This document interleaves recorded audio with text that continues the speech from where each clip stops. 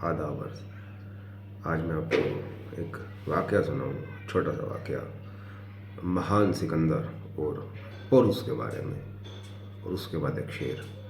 तो बात ये है कि जो पोरुस थे वो पंजाब की सरज़मीन के थे, और पंजाब हमेशा से गुरुओं की, दरवेशों की, सूफ़ियों की और मर्दों की सरज़मीन रहा है।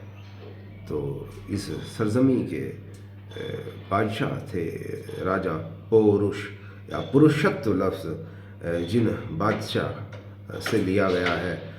पुरुषत्व यानी द मस्कुलिन एनर्जी।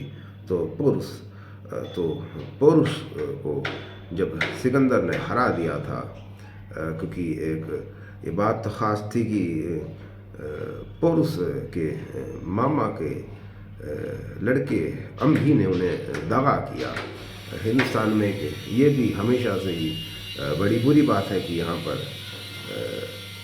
घर के लोग ही इन्हें धोखा देते हैं। लेकिन खैर, इससे हटकर जब पोरुष हारा और सिकंदर ने उसको सरेंडर करने के लिए कहा, तो पोरुष ने उनको जो जवाब दिया वो और तलब था।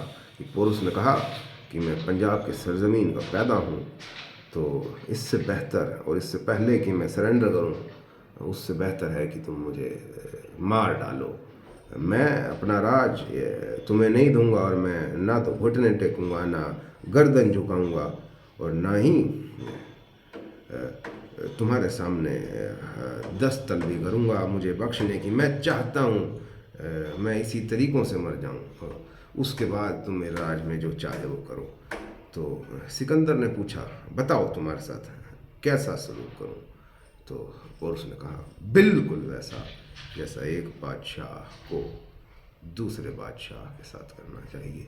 तो ये जवाब सिकंदर को इस कदर पसंद आया कि सिकंदर हिंदुस्तान से वापस लौट गए, और उन्होंने अपने मंत्री से कहा कि मैं पहली बार अपनी ज़िंदगी में एक मर्द से मिला, और जाओ सोने की तख्ती पे और सोने के कागज़ पर ये सुनहरे अक्षरों में लिखो कि मेरे साथ बिल्कुल वैसा बर्ताव करो जैसा एक बादशाह को दूसरे बादशाह के साथ करना चाहिए।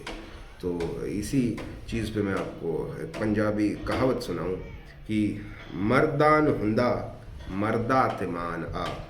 बिल्कुल ये हमेशा से हमेशा की रिवायत है कि मर्दों पे मान होता है। तो मुझे मान है आप सब पे, और मैं चाहता हूँ कि आप मान बनाए रखें, अपना भी, मेरा भी, और हर एक मर्द का।